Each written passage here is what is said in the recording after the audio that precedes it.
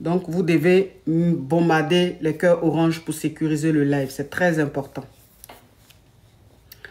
Donc, je dormais. Et à 5 heures du matin, ma petite sœur, je suppose, a essayé de me contacter. Elle ne pouvait pas puisque mon téléphone était éteint.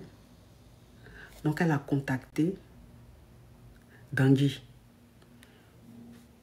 C'est partout où je vais, je voyage avec lui. Et c'est lui maintenant qui appelle Aya Diawara, Makosso, le général Camille Makosso, qui appelle pour leur annoncer la mauvaise nouvelle. Parce qu'il n'avait pas le courage de me le dire tout seul. Donc il fallait qu'ils soient entourés pour venir me dire. Je vous dis à 5 heures du matin, dès que il a appelé Aya Diawara, elle a pris sa voiture, c'est-à-dire elle a porté le boubou qu'elle pouvait porter, le foulard qu'elle a trouvé, elle est montée dans la voiture. Elle qui n'aime pas conduire, là, c'est toujours le chauffeur qui l'a conduit là. Ce jour-là, elle a pris le volant. Elle a appelé l'une de mes caviars qui s'appelle Bijou, l'une de ses sœurs, Bijou. Elle lui a dit de venir. Donc, elles sont venues à l'hôtel avec Dangui et ils sont rentrés dans ma suite. Moi, je dormais. Donc, de 5 heures du matin,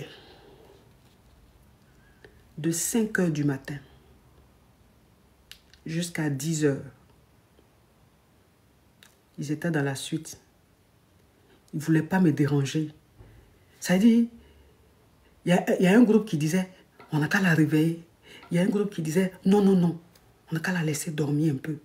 Donc les deux, c'est-à-dire, eux tous, ils étaient là. Et puis ça parlait. Donc ils rentraient dans ma chambre à chaque fois. Surtout Aya, elle rentrait à chaque fois pour voir si je suis réveillée. Elle allait, mes téléphones étaient là, à côté. Elle a pris mes téléphones.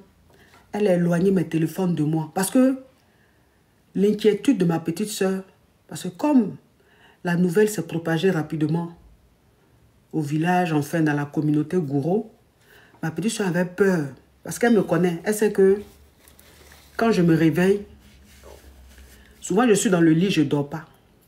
On pense que je suis endormi, je ne dors pas. Mais le téléphone, j'allume mon téléphone tout de suite pour aller sur Internet. Donc, elle disait, je ne veux pas qu'elle se réveille, qu'elle allume son téléphone, qu'elle aille sur Internet pour voir.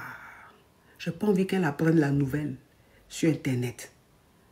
Donc, Aya Diawara a pris mes téléphones, elle a éloigné ça de moi.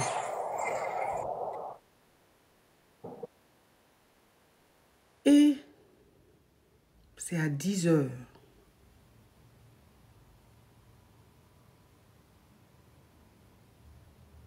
À 10 heures. Quand je dormais, en fait, il circulait dans la chambre, mais je dormais donc dans ma tête. Dès que je me disais peut-être c'est dans le rêve, dans mon rêve, mais je sentais des gens marcher dans ma chambre. Je sentais des pas. Je sentais qu'il y a des gens qui rentraient dans la chambre, qui me regardaient et qui repartaient. Mais comme je dormais, voilà, des pas. Mais comme je dormais, je me disais, attends, c'est un rêve ou c'est la réalité? Donc j'ai pris un autre coussin, j'ai mis sur ma tête.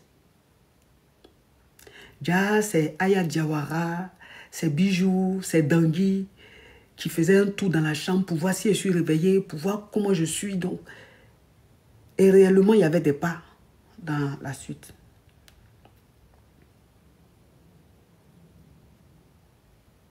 C'est à 10 heures qu'ils ont fini par me dire. Ils m'ont réveillé. pour m'annoncer la nouvelle.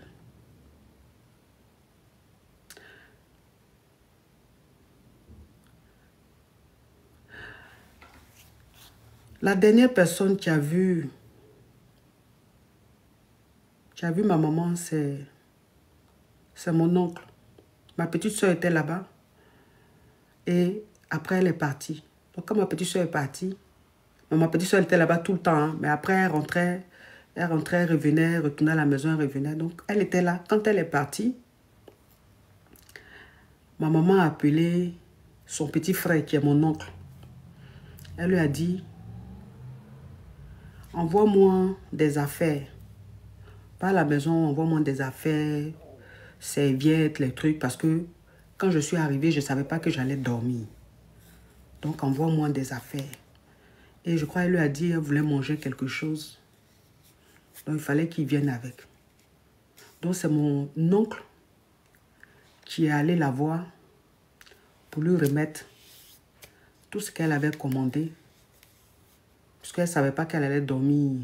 Ils allaient la garder à la clinique pour qu'elle puisse faire sa toilette, faire ce qu'elle devait faire. Donc, mon oncle dit quand il est allé, la nourriture était là. La nourriture de la clinique était là. Elle lui a dit, faut manger. Mange. Et lui, il lui a dit, mais est-ce que moi je t'ai dit que je suis venu manger? Est-ce que je t'ai dit que j'ai faim? Est-ce que je t'ai dit que je suis venu pour manger? Toi, il faut manger. C'est toi qui dois manger. Elle dit non, je n'ai pas faim. Donc, la nourriture même